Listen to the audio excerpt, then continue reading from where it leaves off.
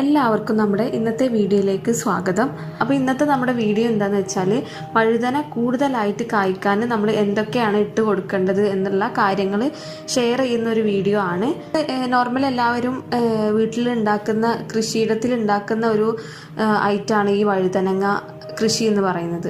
അപ്പോൾ ഒരുപാട് ആൾക്കാർ കംപ്ലൈൻറ്റ് പറയാറുണ്ട്, ഈ വഴുതനങ്ങ ചെടി വളർന്നു വന്നാലും അതിൽ പെട്ടെന്നൊന്നും കായ്ക്കാറില്ല, ഇനി കായ്ച്ചാൽ തന്നെ തീരെ അങ്ങനെ ഉണ്ടാവാറില്ല, ഒന്നോ രണ്ടെണ്ണമൊക്കെ ആയിട്ട് പിന്നെ അങ്ങനെ ചെടി മുരടിച്ച് പോവുകയാണ് ചെയ്യാറെന്ന് പറയാറുണ്ട്. അപ്പോൾ ഒരു വഴുതനങ്ങൻ്റെ തൈയിൽ തന്നെ നമുക്ക് ഒരുപാട് കാലം വഴുതനങ്ങ വിളവെടുക്കാൻ പറ്റും. അപ്പോൾ അതിനുള്ള കുറച്ച് നാച്ചുറൽ ആയിട്ടുള്ള വളങ്ങൾ നമ്മൾക്ക് ഇട്ട് കൊടുത്തു കഴിഞ്ഞാൽ നമുക്ക് ഈ ഒരു പ്രശ്നത്തിനൊക്കെ പരിഹരിക്കാൻ പറ്റും. അപ്പോൾ വഴുതനങ്ങ ഉണ്ടാവാൻ മെയിനായിട്ട് നമ്മൾ ചേർത്ത് കൊടുക്കേണ്ട വളം എന്താണെന്ന് വെച്ചാൽ ചാണകമാണ്. ഇത് നമുക്ക് പച്ചച്ചാണകമായിട്ടും ഉണക്കച്ചാണകമൊക്കെ ആയിട്ട് വഴുതന ചെടിക്ക് ചേർത്ത് കൊടുക്കാം.